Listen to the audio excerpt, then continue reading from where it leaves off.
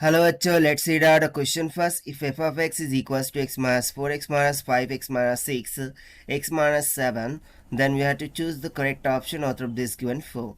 So यहाँ पर हमें एक फंक्शन डिफाइन करके दे रखा है फॉर द 4 डिफरेंट पॉइंट्स के लिए, और यदि मैं ऑप्शन को चेकआउट करूँ तो f double dash of x equals to 0 है, हैज़ नो रियल रूट्स, ये ऐसा हमें ए ऑप्शन में दे रहा है।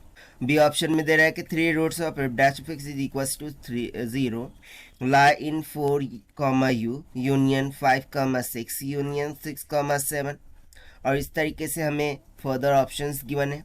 सो चलिए हम इसको सोल्यूशन से ट्रैक करते हैं। सो स्टार्ट करते हैं सोल्यूशन से, but before of its let's talk about the key concept which we are going to use here for this question.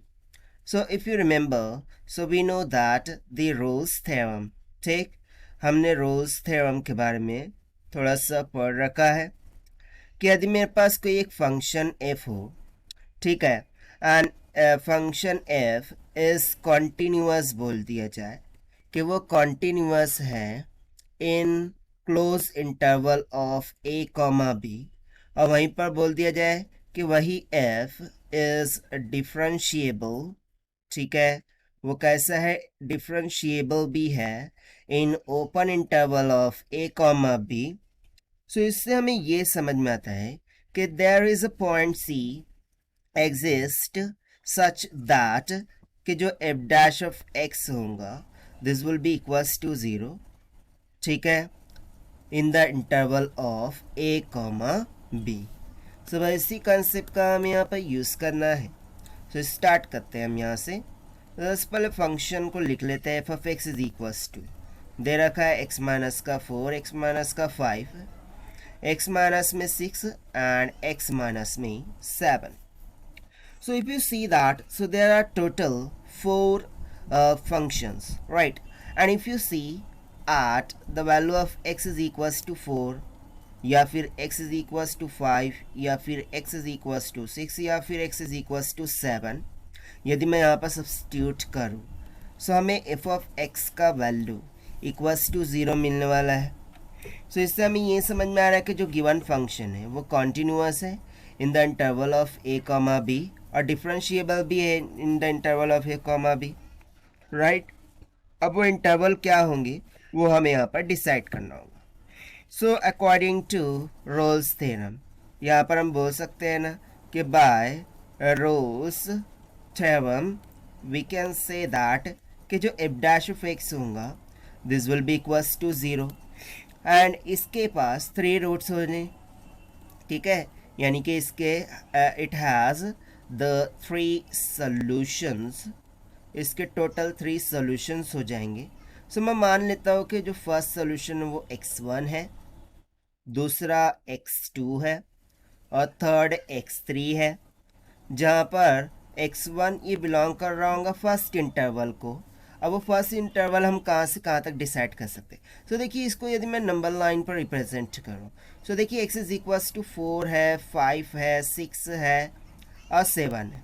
So 4 to 5 ये एक इंटरवल हो जाएगा, राइट। फिर x2 ये किसको बिलोंग कर रहा होगा, तो 5 to 6 सेकेंड इंटरवल हो गया।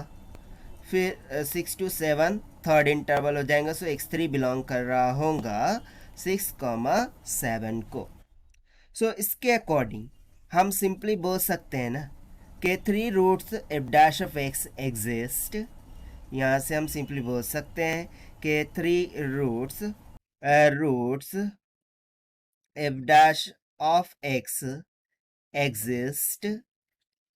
3 रूट्स यहाँ पर एग्जिस्ट कर रहे होंगे, क्यों, क्योंकि देखिए at F Z of C nought ये इक्वल्स टू 0 होगा, जहाँ पर सी नॉड में बिलोंग कर रहा होगा 4,5 को।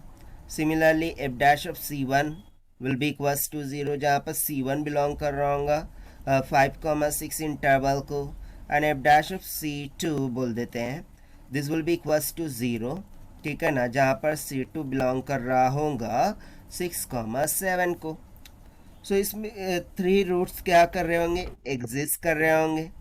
सो देयरफॉर वो 3 रूट्स यदि मैं लिखूँ, so 3 roots of F dash of X, ठीक है ना, F dash of x equals to 0 lie वो कहाँ पर लाई कर रहे होंगे? In the interval of 4,5 union 5,6 union 6,7। देखिए यही हो जाता है हमारा आंसर फॉर दिस क्वेश्चन, जो कि हमने सॉल्व किया है by using the concept of Rolle's theorem से। Now let us take the option. So option B will become correct.